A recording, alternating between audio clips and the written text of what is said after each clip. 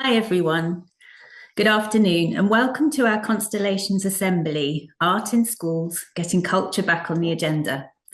I'm Emma Underhill, founder and artistic director at Up Projects. And for those that need a visual description, I'm a woman with pale skin, blonde hair, tied back in a ponytail. I'm wearing glasses and I've got an aubergine coloured top on. So, our current Assemblies programme has been reflecting on how, as public art and social practitioners, our sphere of influence can extend beyond the projects themselves to influence change at policy level, as well as acknowledging the challenges and obstacles that need to be tackled along the way.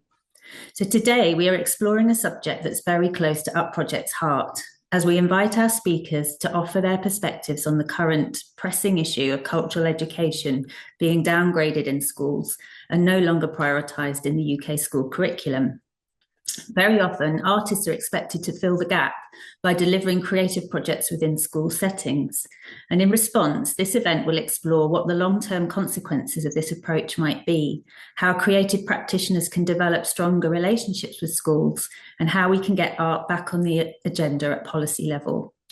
So we're absolutely thrilled to be joined today by two brilliant artists, Abbas Zahedi and Cathy Wade, who will be sharing their experience of working on projects with schools in Birmingham and in Enfield, London, respectively.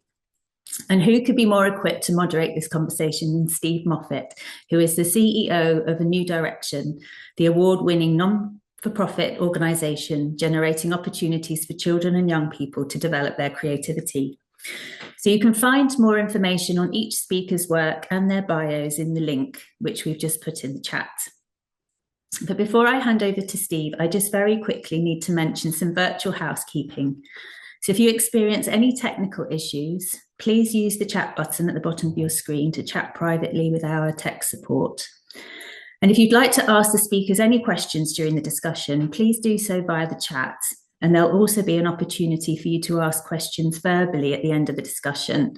So at that point, if you use your raise hand, Steve will invite you to unmute your microphone. But until then, could we ask you to please keep your microphones muted?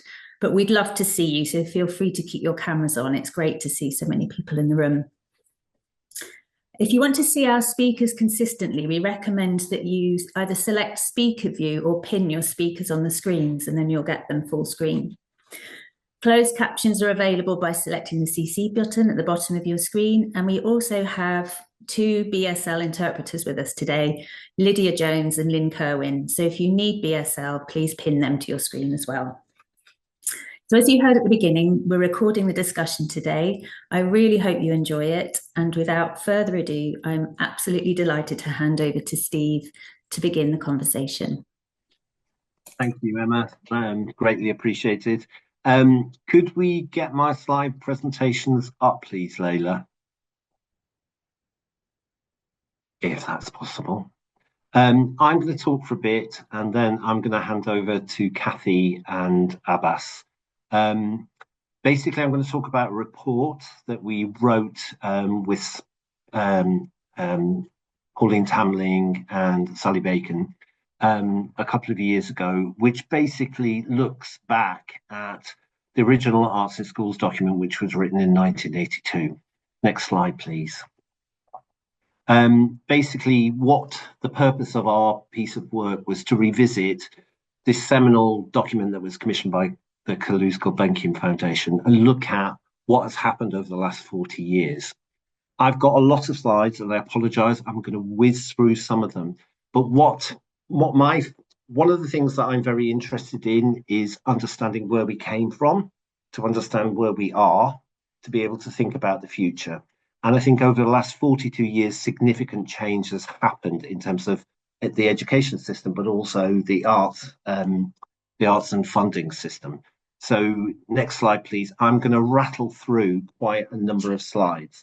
So in 1982, there was no national curriculum, no Ofsted, no SATs, no academisation. Schools were run by local education authorities. It was a very different world. There was no internet, no YouTube, no Twitter, no Facebook, no TikTok, no AI. It was before the devolution of the four nations, and education skills were devolved to those nations. There was no definition of the creative industries as an employment sector. And it was at the very beginning of professional arts organisations having learning teams. So it was a very different time when the first report was commissioned in 1982, and Ken Robinson led on that. Okay, well, over the last couple of years, we have seen significant change. In this period, there's been 22 secretaries of state for education. And, you know, there's been phenomenal change. Next slide, please. Things that I want to point out is, in terms of 1981, there was significant activity happening in schools, but it was not recorded or understood in the way that we now have an understanding of what creative and cultural education was. So the Education Act in 1981 focused on special needs. There was a reform in terms of the creation of the national curriculum, and that started to roll out in 1988. Next slide, please. Arts Council of Great Britain in 1978 set up its first education unit, and there was an emerging number of arts organisations who were having learning teams, and the Gulbenkian report started to capture that. So the report was written in 1982, and then it was refreshed on 2 occasions because it was so significant as a document in terms of articulating what arts in schools looked like. Next slide, please. In 1992, Ofsted was established. There was a whole white paper around a new framework for schools. The Curriculum Assessment Authority shifted. So we're starting to see systematic change in terms of what the curriculum looked like, but also what schools would be. Next slide, please. One of the commitments that emerged from the new Labour government in 1997 was a reduction in classes. If any of you remember, class sizes were about 45 at secondary school. They were reduced down to 30. And the new Labour government, one of Tony Blair's first speeches was education, education, education. So it was a priority for the new government. The education maintenance allowance was introduced for young people aged 16 to 18. So people who were from poorer families would have access to education. Sure Start was established. David Blunkett launched the Music Standards Fund, which has now led to what music hubs are, which was about 180 million. Next slide, please. In terms of how we describe who we are, millennials were born 1981, Gen Z 1997. But in terms of arts funding, we started to see shifts in terms of the National Lottery coming in, good causes for the arts, and the government announces pupils will get 5 hours of art lessons per week. So we're seeing a significant shift in prioritisation of what art subjects would be. Next slide, please. The Russell Group of universities were formed, and the Arts Council starts to look at leading through learning, the whole relationship between arts education and school. 1999, a seminal document was written, again led by Sir Ken Robinson. It's called All Our Futures. I still think that is a significant document in terms of articulating what a 21st century education can look like for the children in this country. The challenge with it, it was put on the shelf. Next slide, please. So we start to see emerging policies around Every Child Matters, which was a fantastic way of thinking about a framework for children and young people and where arts and culture sat within that. The Children Act was created, the Children's Commissioner starting to think in a different way around looked after children. And in 2008, the Education and Skills Act raises the leaving age of leaving school from 16 to 18. So basically, kids had to be at school during this period. Next slide, please. Facebook, YouTube, all the sort of social media that we're used to, Apple's launch, Netflix, all of this is happening. But International Smart was founded, Creative Partnerships was introduced, Grants for the Arts. We're seeing a much more systematic approach to how young people's experience of creative and culture can be rewarded in some way. Arts Award, Find Your Talent. and the idea of creativity, culture and education, who led on creative partnerships, happened. Next slide, please. So we've gone from nothing to, or invisible, to much more visible, and a government committed to making stuff happen. These are some of the reports that were happening at the time. Next slide, please. Okay, things change in 2010. We get a new coalition government. Austerity is driving policymaking, and the tuition fees at university are raised from £1,000 to £9,000. So we're in a very different period. The education maintenance allowance is dropped. Same with young, gifted and talented, and building schools for the future and Sure Start are closed. Specialist schools as a concept, which very much led in terms of arts provision being possible in schools, they were cut, and music hubs replaced music services. Next slide, please.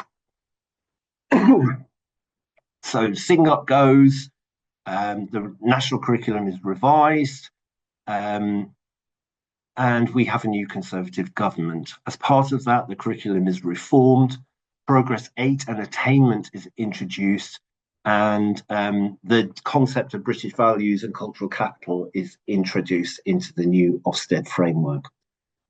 Next slide, please. Cultural Learning Alliance was formed in 2010. I'm referring quite a lot to their data. ACE launches its 10-year strategic framework, Great Art for Everyone. Find Your Talent is closed. The bridge organisations were established by Arts Council, and Creative Partnerships is closed. There is a national plan for cultural education, but whether it landed and whether it was visible, who actually knows? But in 2016, there was a cultural white paper, and that was the first in 50 years. I appreciate this is a lot to take in, but this is the amount of change that we've experienced. Next slide, please. Here are some of the thinking documents that have been written during the 2011 to 2019 period. All of this is available, and actually some of it is really quite relevant in terms of what might be happening next. Next slide, please. I'm nearly done on all this.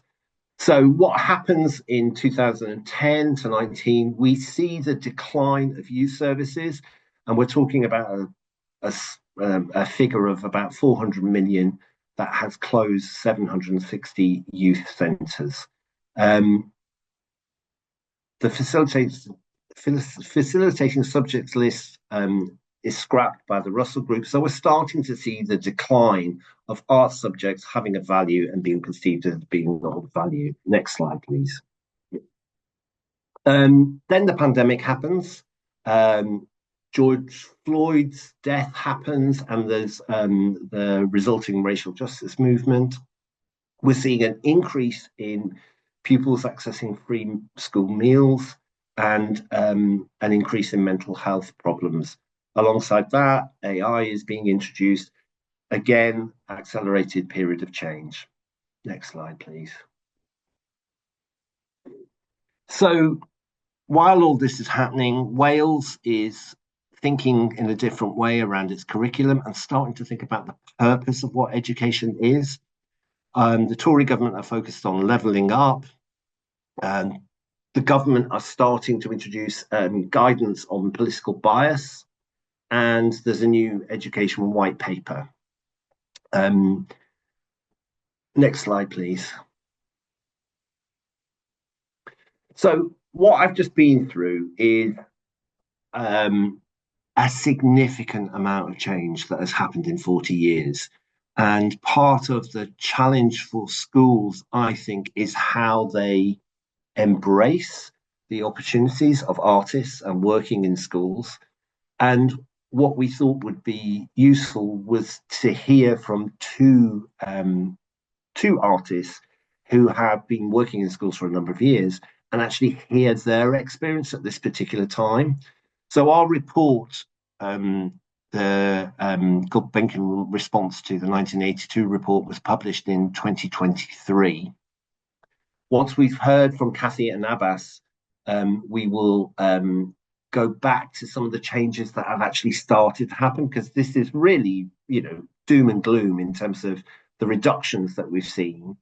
And what I've asked them to think about is talk about their practice and experience, sharing the project aims, who they worked with, what at CPD happened with the staff, and what was successful about this piece of work, what was challenging, and what they learned, and what they have taken from the Arts in Schools report, and what they are taking forward with that. So I'm now going to hand over to Cathy, if that's okay.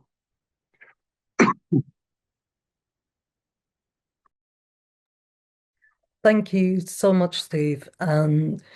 It's been amazing being able to engage with the report and just the depth that is present there. So, just to begin, I have pale skin, dark eyes, dark hair, cut into a bob, and I'm really, really delighted to be here. So, without further ado, I'm just going to share a PowerPoint. I won't be 1 second.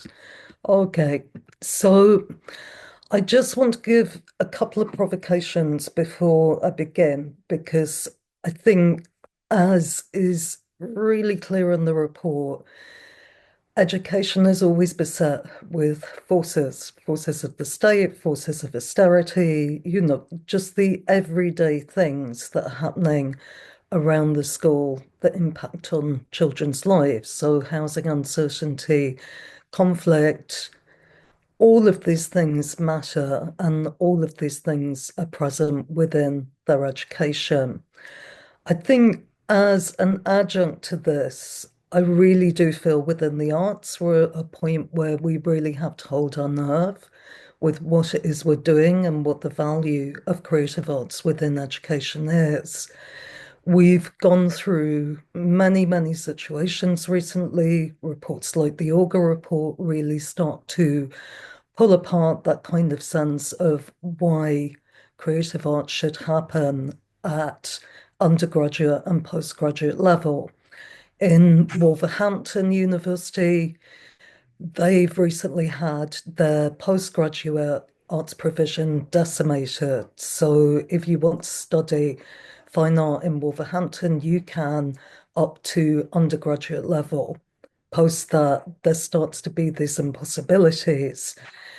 Thinking around what was happening within Raynham School was really facilitated with a long-term project with the Canal and River Trust. And that was brought in with curator Claire Farrell, who really gave me a phenomenal position of trust in terms of developing these sessions with Raynham Primary. I worked really closely with head teacher Aveta Bijawi. We designed sessions together. We thought about starting points. And we really recognized that sense that I was coming in as an elective. This was a project where we embedded ourselves in process. We thought about what the children's interests were. They were phenomenal in that they were deeply, inextricably concerned with the world that they live in and what's happening to it. Just those experiences of their lives could take place within the schoolroom. That was really, really vital.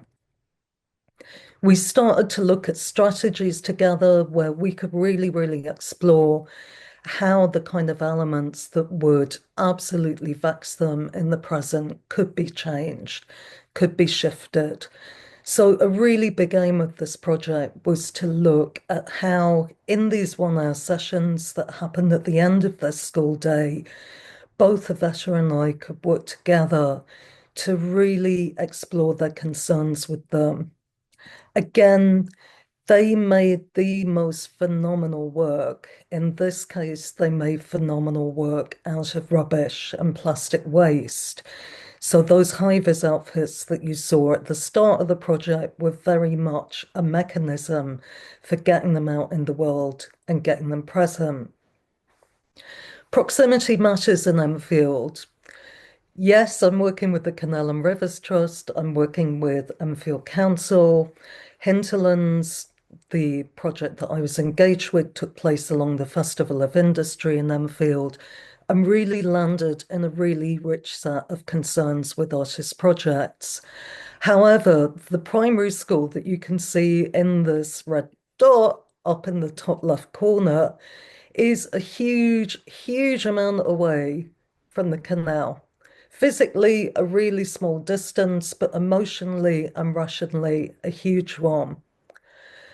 One aspect that I do want to bring in is that schools connect with the world, teaching connects with the world. I was heavily, heavily informed and took into sessions James Baldwin's Talk to Teachers, which is a phenomenal, phenomenal text of which he really sets out through the focus of the civil rights movement, the ways in which society impacts on children.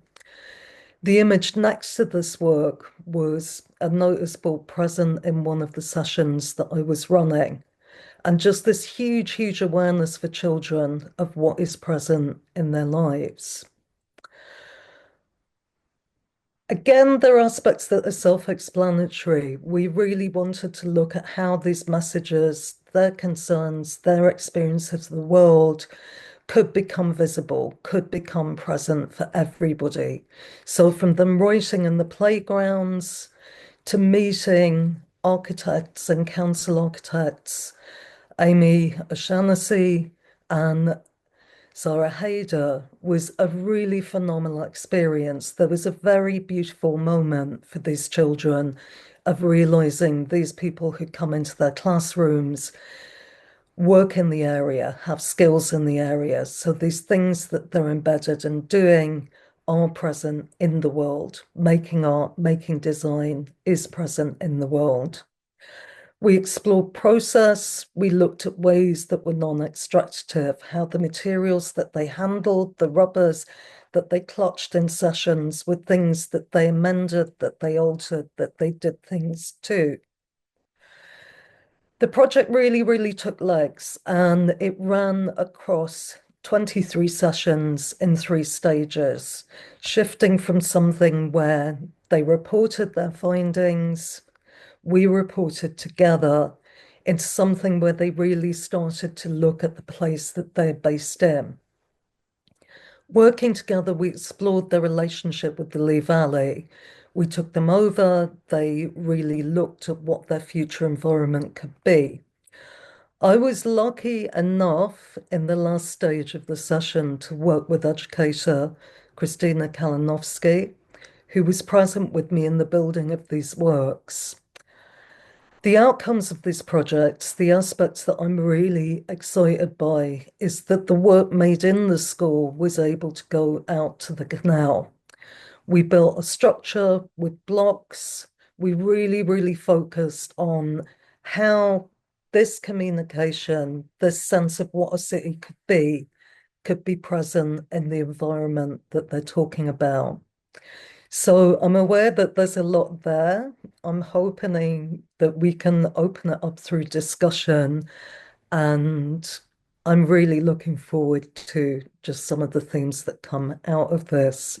So with that, I'm going to stop sharing and I will pass back to Steve.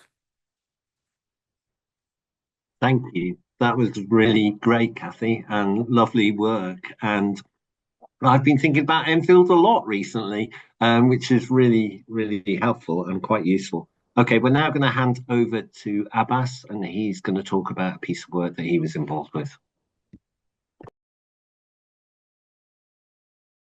Hello, can you all hear me? Hi, thanks for being here. In terms of my description, I'm a Middle Eastern male. I'm wearing glasses and I have a dark hat on. I'm going to share my screen. One moment. Uh, uh,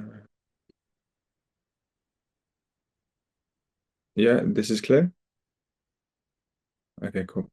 So there's a link on the top here if you click this link, you can basically access the same page that I'm presenting from, and you'll be able to look into more detail on anything on there.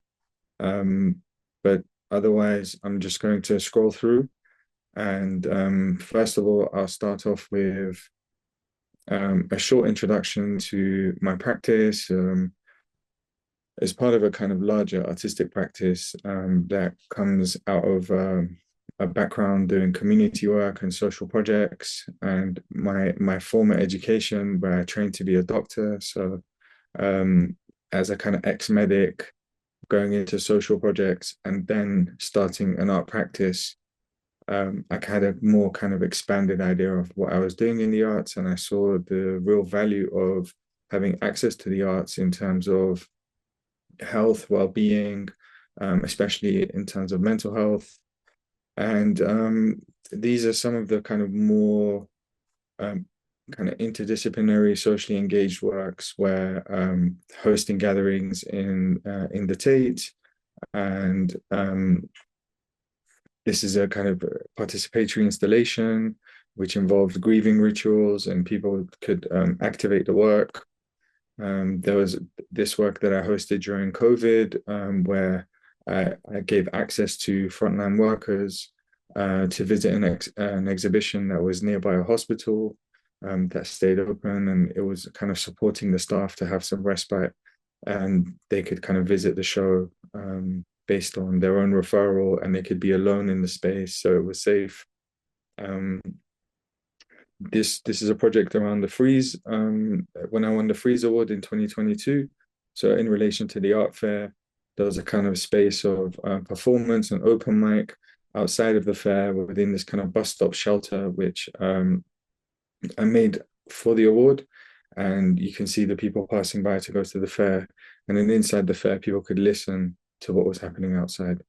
So a lot of my work kind of has this kind of context-driven awareness within it. It tries to integrate different sites together and sort of focus on issues that are present at the given moment. Currently, I have a commission at Tate Modern as part of the Gathering Ground exhibition, which responds to the ecological crisis. And this is part of the work, which is a sonic sculpture hanging from the ceiling of the exhibition space. And again, you can see that this work is activated by people spending time together. We have support groups going through the duration of the show, supporting people who are struggling with issues around climate anxiety, ecological grief, issues that are kind of becoming more pressing. So that's a kind of background to some of my work, which is a kind of more socially engaged. And then I also have this Tate Kids platform, which I developed in relation to kind of working in education, showing some of the kind of sonic and sound techniques that I've developed with children at primary school. And the kind of Sonic Signals project, which I'm going to talk about, that took place in Birmingham with Eastside Projects and Chandos Primary School in the Digbeth area of Birmingham.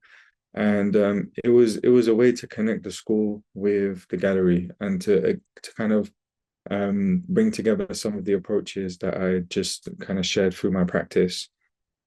So the idea here was to give the children access to this kind of radio portal, this sort of like sound transmission that they could develop in school, and it would be transmitted into the gallery space.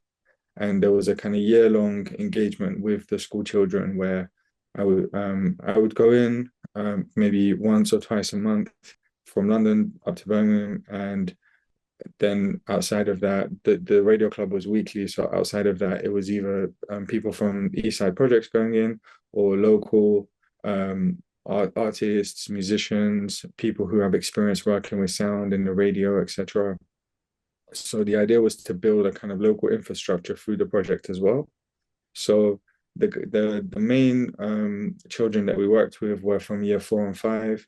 So they were age 9 and 10, and the workshops explored all kinds of sonic forms of production, from sound recording, making loops, learning how to make interviews, audio descriptions, even things like ASMR.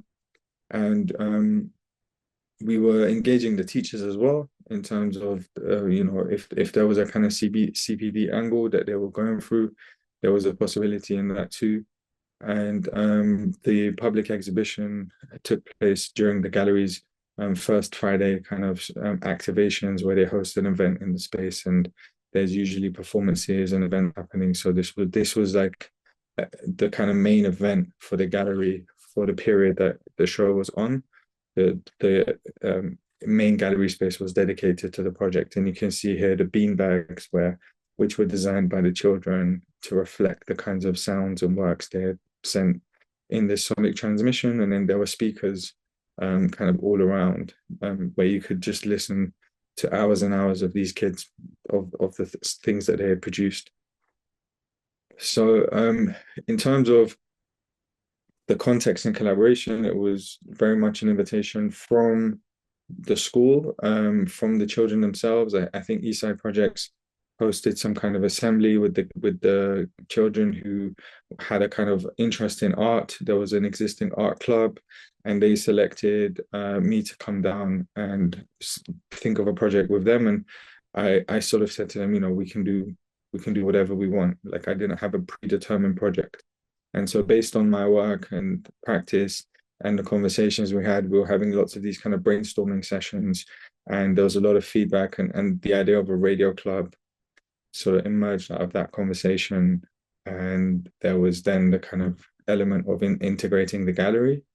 And what was important about kind of this way of working is that it allowed the children who were within a 10-minute walk of the gallery where their school is to actually have some ownership of the space. Most of them had not visited Eastside Projects, and the reality of that particular area is that it's very working class. There's a large migrant population, and there's a lot of turnover in terms of people being rehoused, new waves of people coming in. So school children, I think there was a kind of 30 or 40% sort of like change in student population within the school year. So having a kind of anchor outside of the school also served as a kind of meeting ground and a source of like continuity whilst the project was on, for kind of people to reconnect and to have a base.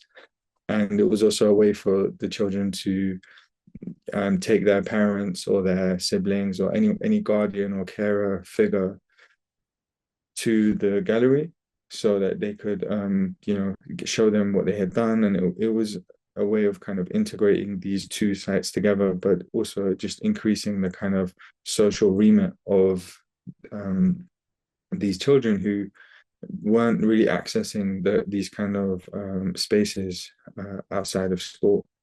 So the successes that we kind of would name in this case, it's kind of straightforward. It's based on things that have been discussed in the reports as well, and really aligns with those outcomes of just how vital technical skills are, how kind of working in this way gives an increase in confidence, increase in self-awareness, really helps in terms of mental health.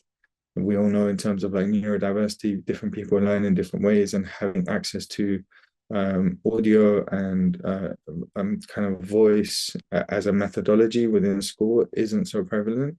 So, this was also a way of getting kids away from screens, especially when like a lot of the sessions we were having, they were just constantly referencing TikTok and those kind of platforms. And it was a way of kind of showing them that you can have a sort of social network that was mainly sound-based and kind of local and responding to the area. So, I mean, the challenges that we face are kind of ongoing, but in terms of the challenges that I think it's worth mentioning right now is the idea of kind of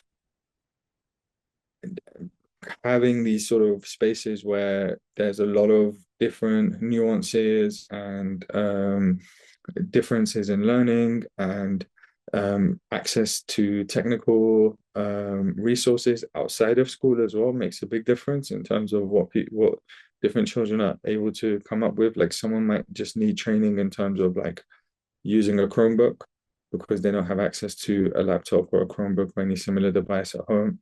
Someone else might be very advanced because they've got those kinds of things. So there's a lot of this kind of asymmetry in terms of access and resources, both within schools.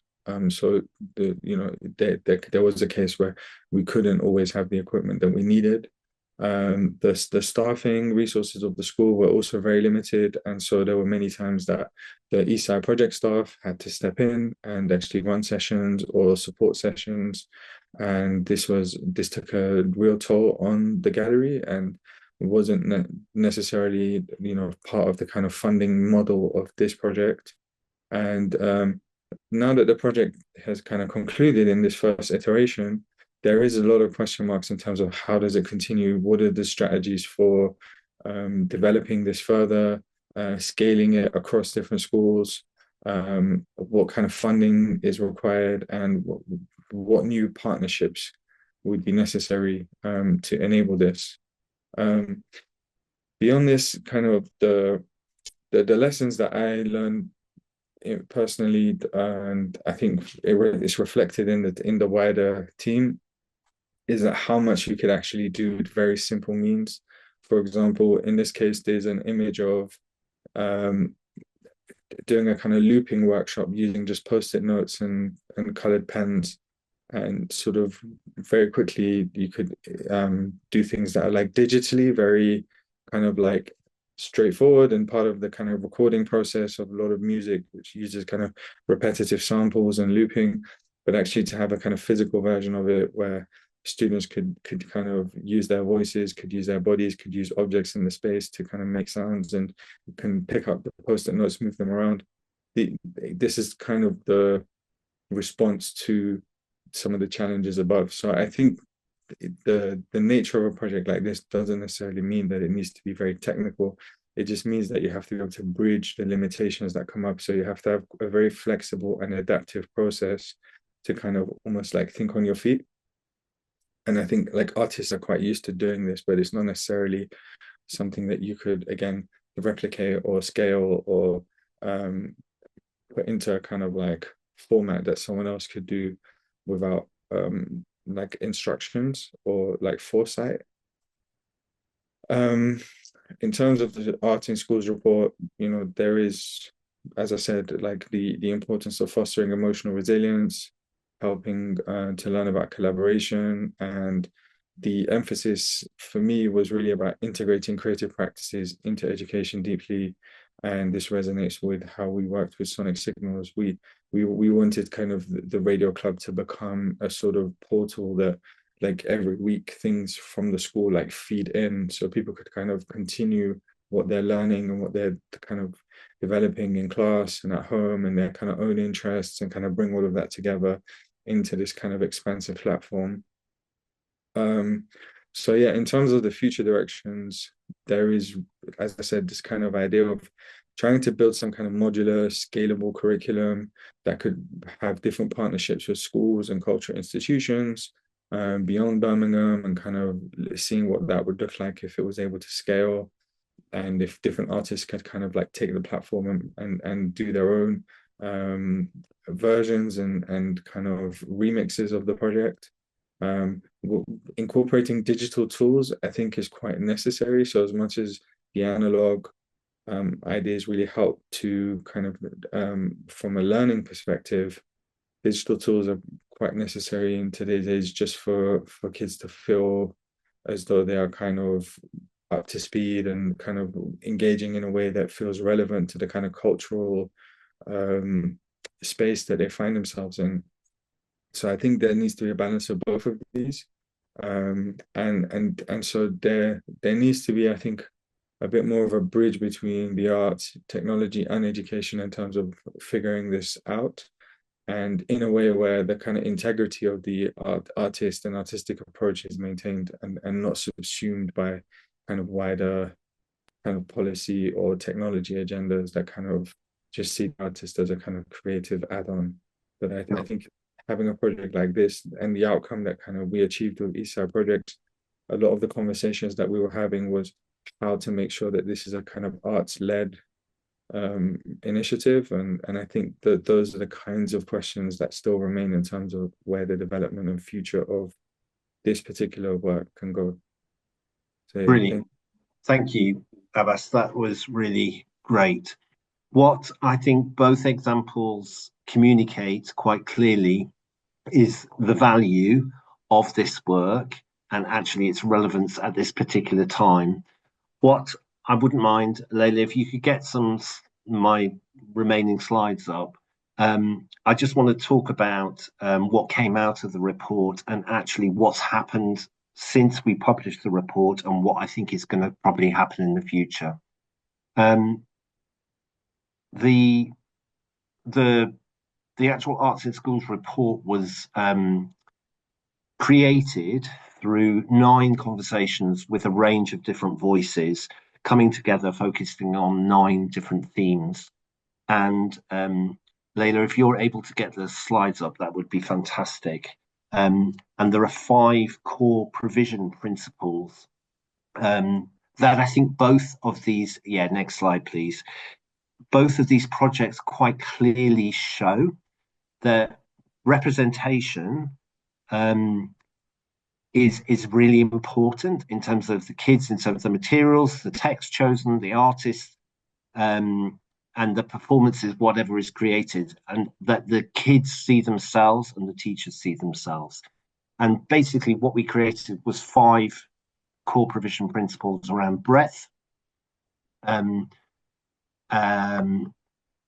balance, and oh, sorry, I haven't got my video on, and I forgot to introduce what I look like. I'm really sorry. I'm a 60-year-old man with glasses, grey hair, and a black zip-up top, and I apologise for not introducing that earlier. So what we're talking about, breadth, so exposure to all art forms, our breadth of work of experience, balance between knowledge and practical skills, inclusion, embracing the needs of all children, relevance in terms of reflecting the world in which children live and work, and learner voice, listening to the children and young people.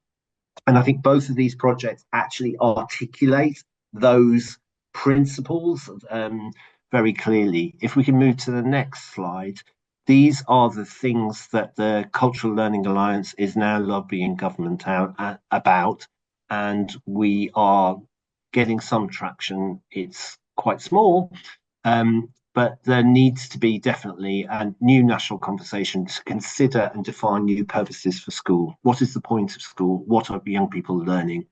And what we are proposing is this idea of what's happened in Scotland, that art subjects are articulated under the umbrella of expressive arts.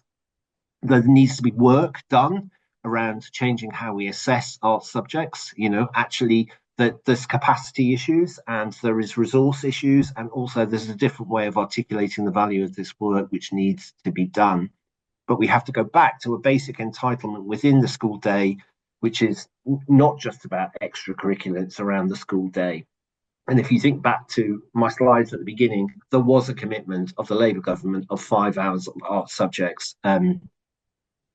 Representation and relevance is really important and is not currently within the literature that children are reading, the representation of teachers, but also their connection to the world, but also teacher and learner agency. And we, as a sector, need to improve our case making and the way that we collect evidence. I think there's something interesting around what connection we can have as an art sector with schools now, and what I really saw from Cathy's and Abbas's work was this idea of placing the school at the heart of their communities and actually looking at how do we tell the story of what we do and how can we call for education system change. I've got more boring slides that are slightly depressing, but I think there are some hints of some future opportunities. Next slide, please, and I'll go through these as quickly as I can. Where we are now, it is difficult. 1 in 5 children identify as having some sort of mental health problem. We've seen an increase in free school meals, so poverty has significantly increased. We've got a percentage of kids who are dropping out of their learning, and actually we need to consider that. And there has been over 50% cuts to school trips. So actually, these are things that we know, and these are things that we can change. In terms of the PISA global survey of 15-year-olds, that young people are not happy with their lives. And art subjects were particularly hit badly during the pandemic. GCSE results are predicted to still be affected by the COVID pandemic well into the 2030s. So it's not going to be great for a while, right? The sort of period of joy around this work has gone, but there is something about how we can rebuild. And I'll rattle through a few slides now to talk about what's emerging. Next slide, please. Something happened with Ruth Perry that at Ofsted on really rethinking now whether they're going to get it right, we'll see. But actually, it's not about single word judgments. The Labour Party has got a new education strategy. Next slide, please. And yes, there are still going to be challenges, but we've got to look at the Liberal Democrats manifesto was talking about the EBAC, getting art subjects back into it. There has been a curriculum review with Professor Becky Francis as chair. There are commitments that this government are making to addressing some of this, and the evidence has now been collected. And I think that will be a game changer in terms of what we see. Next slide, please. Yeah, it's going to be difficult because there's a cost of living crisis, because of inflation, there's less money, there are issues around mental health. Next slide, please. But actually, I think the one thing that you both demonstrated in your presentations is your flexibility and your agility and your ability to respond with what's happening. I'm not going to talk about this. Next slide, please. So one of the things I will encourage you to have a look at if you're really interested in this work, the Runnymede Trust Freelance Foundation report on race and inclusion in secondary visual arts is significant in terms of rethinking how art subjects, visual art is taught, but also the report card, which actually charts the decline that I've shared with you today. Next slide. There are things that are happening. You know, the government has made this commitment to 20% VAT on independent schools, which have obviously a much more significant offer than we currently have. Ofsted have recognised that SEND is the biggest crisis in terms of education at the moment, and there is this commitment to the report system for consultation. Next slide, please. I'm nearly done, and then we'll get on to questions. So in terms of these, this is the blueprint that the CLA, if you want to have a look at it, it basically charts the things that could happen if we persuade government to think in a slightly different way. Next slide, please. And here are the various documents that I think we all need to be thinking about. There's the Arts in Schools report, there's the one-pager on the blueprint, but then there's the annual report card. And let's stop sharing slides now, and then we can move on to questions. I mean, I think fundamentally, we have been through a period, particularly over the last 20 years, of a reduction, a significant reduction in terms of people's perception and understanding of the value of this work. But everyone in this room understands the value of the work. Everyone in this room is committed to making this work happen. We have a government now that is listening. We have to trust that that listening will come to some sort of point of making some change happen. And I think the possibilities are all there in terms of the work that I've done in the past, in terms of doing sector support, being a bridge, but also the work that we're doing now as an NPO. There are opportunities out there. There are schools that really do value this work and are making it happen. There are artists like Abbas and Cathy who are making fantastic work happen, and it is possible. Okay. My camera is off. No, my camera is on now. Do we have any questions, either to Cathy or to Abbas or to me, that we can address in the room? Derek, you've got your hand up. I'll put my mic on. Great. There's lots of things going on here. You talk about, what is the point of school? We have to get this over. But I'll go a stage further than that and say, what is the point of art? Because it seems to me that it's not understood, its value. Cathy talked about what's happening in schools, bringing in the architect and so forth. What I'm saying is, I say to people, everything in the room has been designed. And it seems that we're up against this, the whole academic thing and what so-called core subjects. And I think the core subjects, obviously the kids got to read, write, and do arithmetic, the 3 R's and all that stuff. I go for the 3 I's. That's imagination, innovation, and creativity. And if you think I can't spell, you have to use your imagination. So my little joke, but it's this being way down on the list of priorities. And creative thinking is actually more important than the rest. There's lots of research recently about left and right brain. Ian McGilchrist wrote an incredible book about this. And what's going on is we're being led by the left brain, which is the knowledge and information and skills. And the right brain is the imagination. And it's the right brain that needs nurturing. And the right brain needs to lead instead of the left brain. And I'll use the example of Einstein. Einstein, we say, was a genius. He was a genius because he knew how to use his imagination.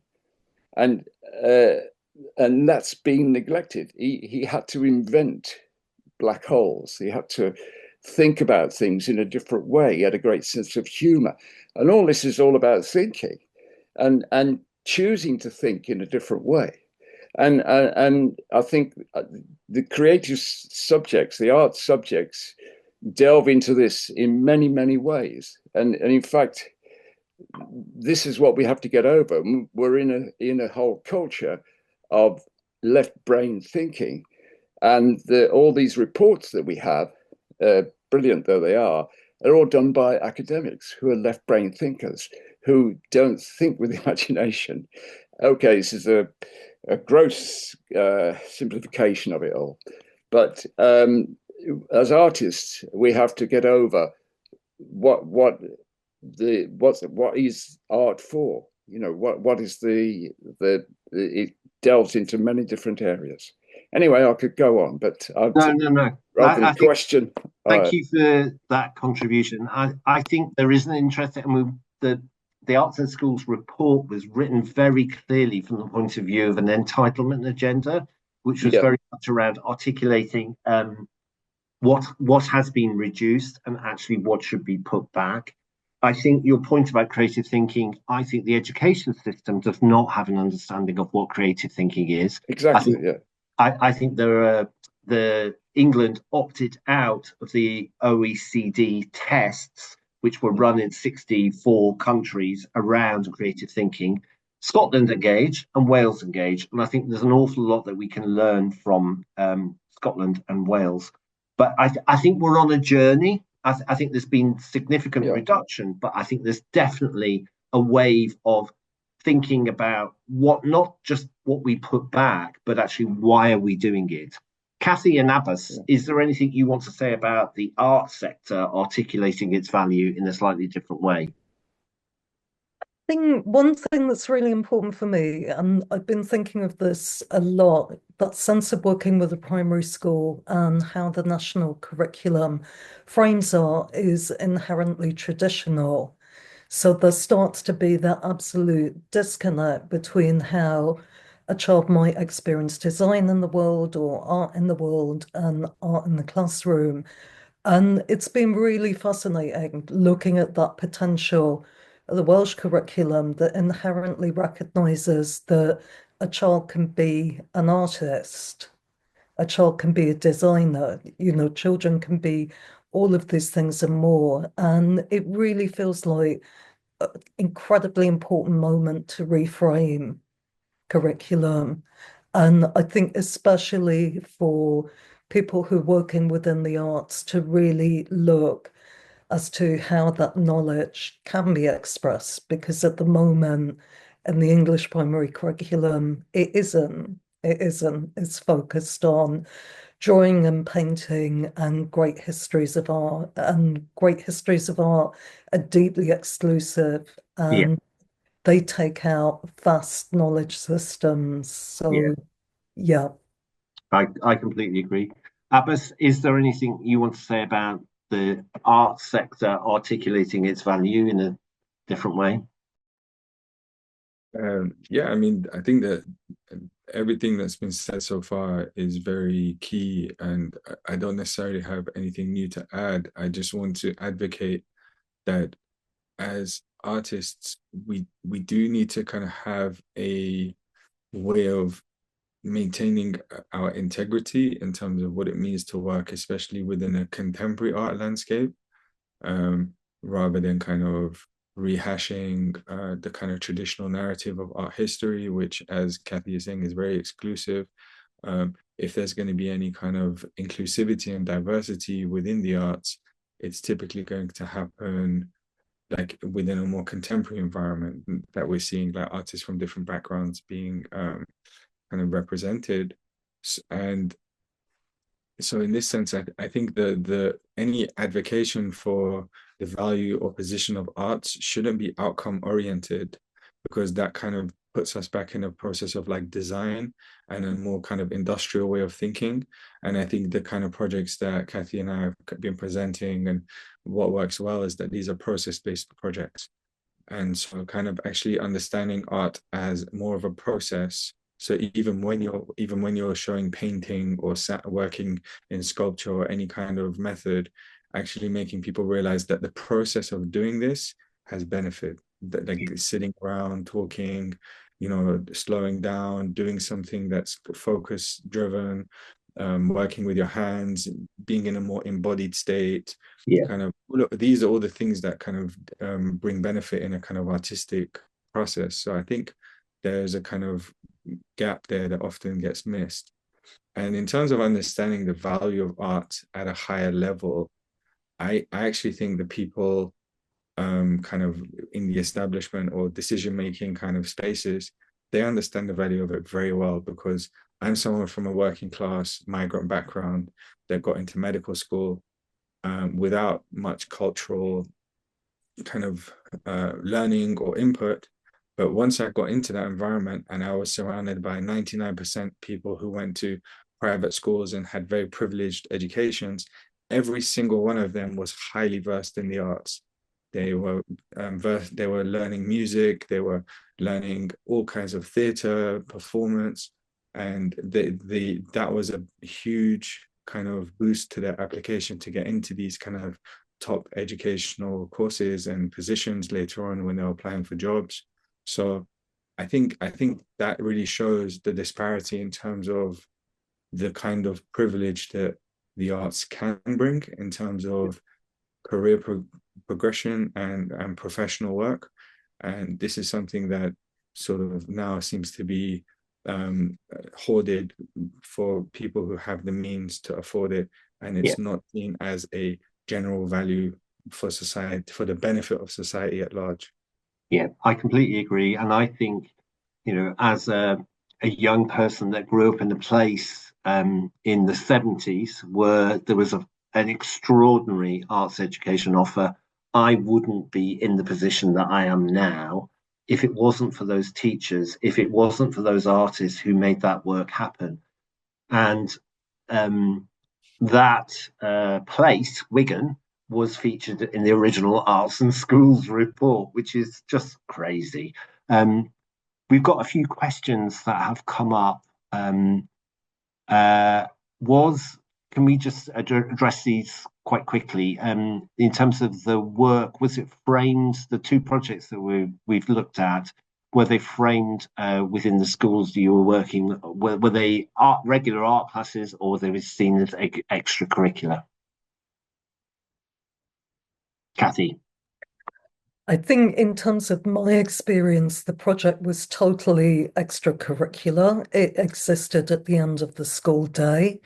So I would get into the school for about 2:30 and I would leave at about 5 o'clock. So it really felt like you had to bring everything in. You had to bring in the materials, you had to bring in the planning, there wasn't space for it in the children's general day-to-day. And Abbas, was the Birmingham project similar, or was it different? Yeah, I mean, it was similar in the sense that there were we were able to program things during the teaching time, where we could have like lesson time dedicated to the project. I don't think it was integrated into the curriculum Right. in a significant way, and the radio club itself was an after-school club. So Sure. again, that was beyond the scope. I mean, I think this is an interesting trend. So the schools that are enabling this kind of work to happen are thinking it as an add-on or as something that is extracurricular. A New Direction, the organisation that I run, we have, and this sounds really reductive, but it's not. It's hugely positive.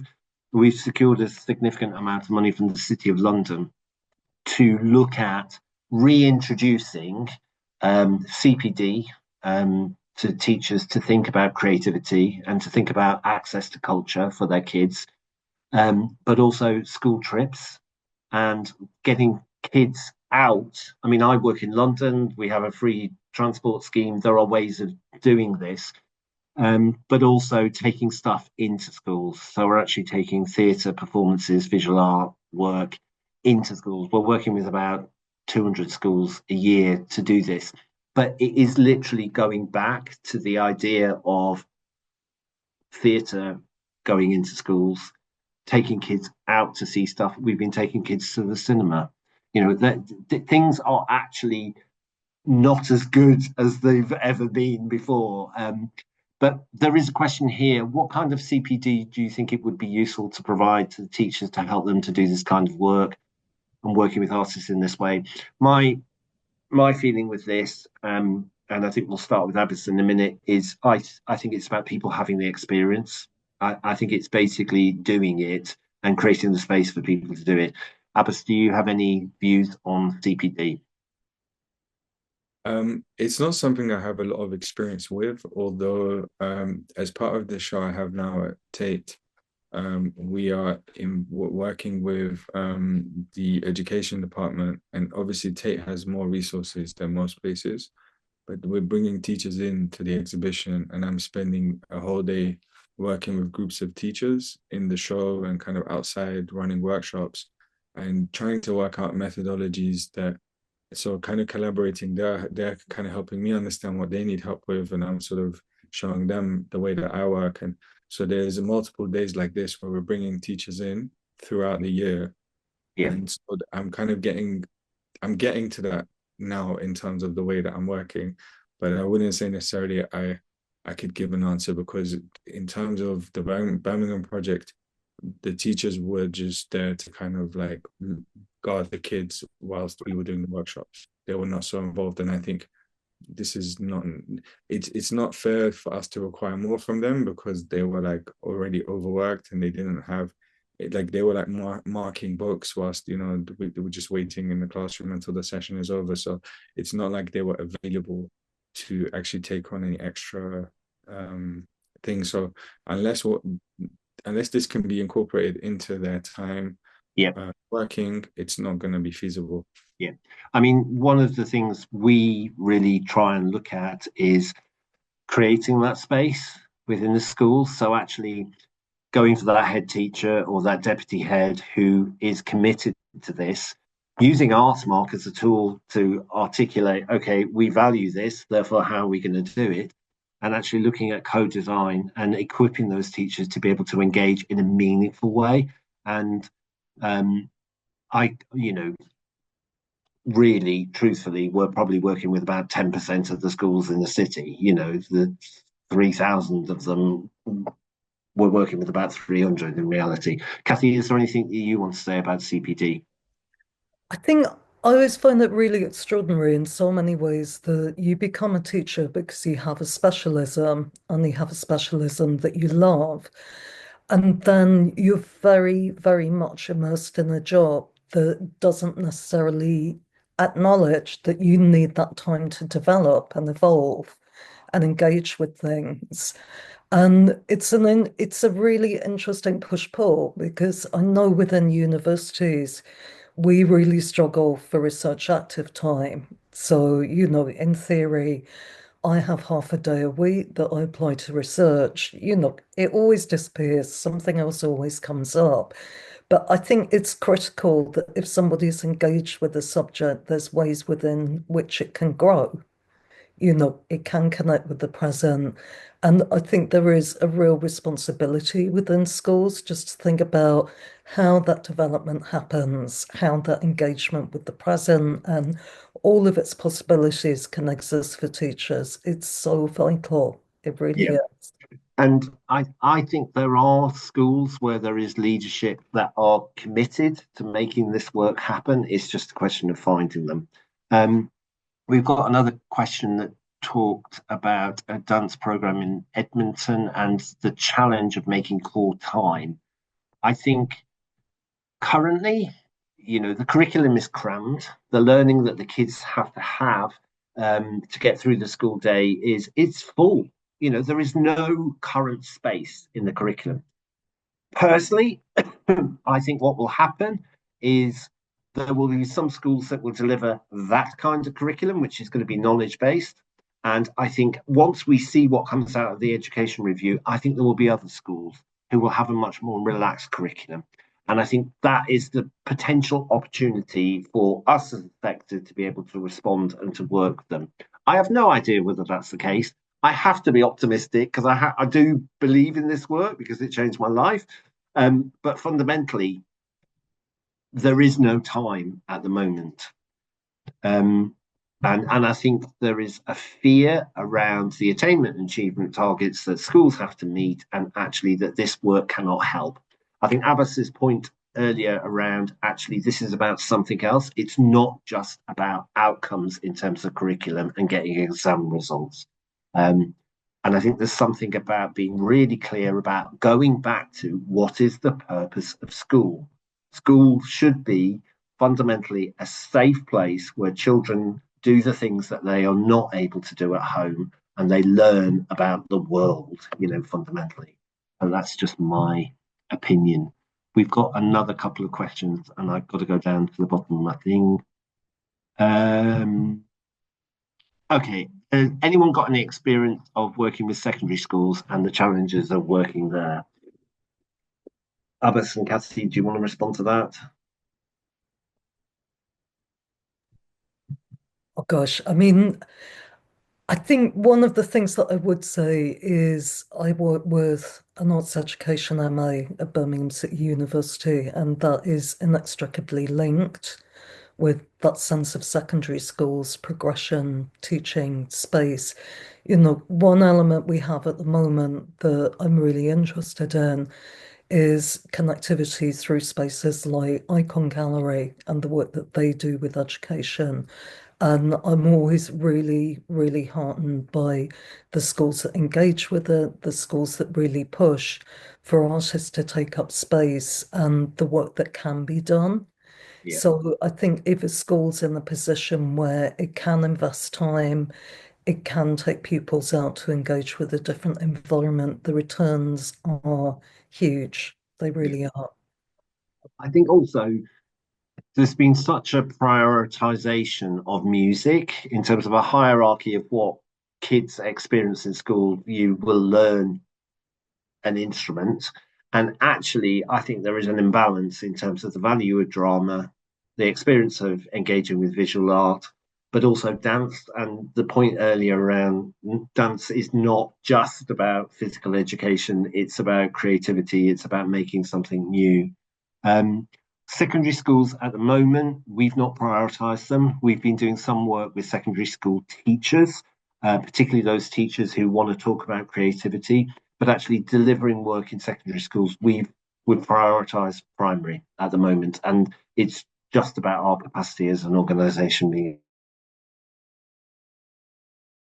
Here as an ex-school teacher, I wonder whether providing training for teachers to develop confidence and understand how to apply language that will resonate with senior leadership in order to reinforce the importance and wider holistic value of art within schools from within. I think that's a really valid point. I think there's something about parent power and actually parents who their understanding of the value of this work. If you think about into the independent sector, private schools, there's a statistic that there's something like the best theatres in the country, the most well-equipped, the most extraordinarily resourced are in independent schools, and they're better than the West End of London. And that is creating that significant imbalance, and it's just not right. We've got 3 new messages at the bottom. Let me go down. All right, one more question to wrap up. I think that arts organisations also have a responsibility to step up and offer extra curriculum support, planning and resources while teachers are struggling with workload. I agree, but I think there needs to be a frame to be able to do that. And I think if you think about what happened during the pandemic, arts organisations went online, creating loads of resources, but actually schools couldn't navigate them. Personally, I think there needs to be brokerage and people need to be signposted and supported. Okay, we are going to, I think, are we going to stop, Emma? Let me see the message. Yeah, so I think we've touched on arts in schools today. I think this conversation is going to be, I mean, if you think about the changes that I was trying to articulate in my earlier slides, that was over a 40-year period. And I think change, systemic change, takes a long time. And the changes that we are going to experience over the next 10 years are going to take a long time. I think there is a significant opportunity for the arts sector to be thinking in a different way around supporting teachers and working with teachers as collaborators, not just so that they're the people who are looking after the kids or marking in the classroom, but actually they are people that we can value and they are creative individuals. I think it's going to take a long time to get through this. If you think about the 5-year term that Labour government have happened, I can't see these changes happening. I could see the proposals coming forward and then something happening and some sort of commitment. But I do think it's going to take a long time. And Cathy said right at the beginning of her presentation, we have to hold on to it. We have to believe that this work is going to survive. And I think it will, because fundamentally, it's great work. It makes a difference to people's lives. Thank you all for joining today. I feel like we've cantered through the last 40 years. But if you are a practitioner in school, I hope your work is going well. I hope people are listening to what you do. And what I would advise is if you want to join the Cultural Learning Alliance, please do. I think there's an awful lot of data. We're about to publish the latest report card.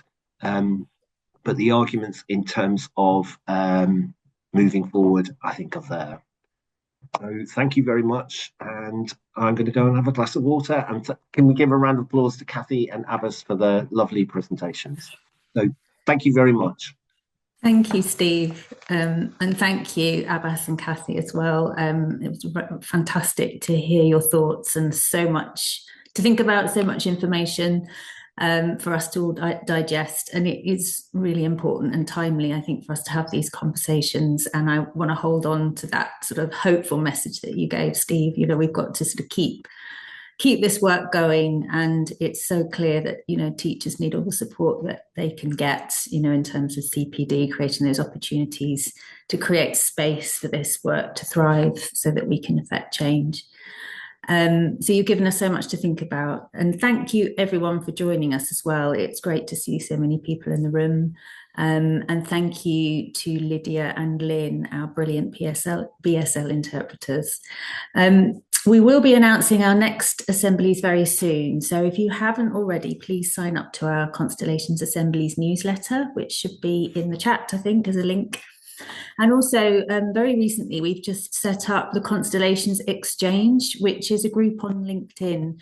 We're very aware, like with these events, that there's so much to say and there's also so much expertise in the room and not enough chance for people to talk. So that is really another platform for us to keep talking and sharing ideas. So please do join if you haven't already. It'd be great to see you there.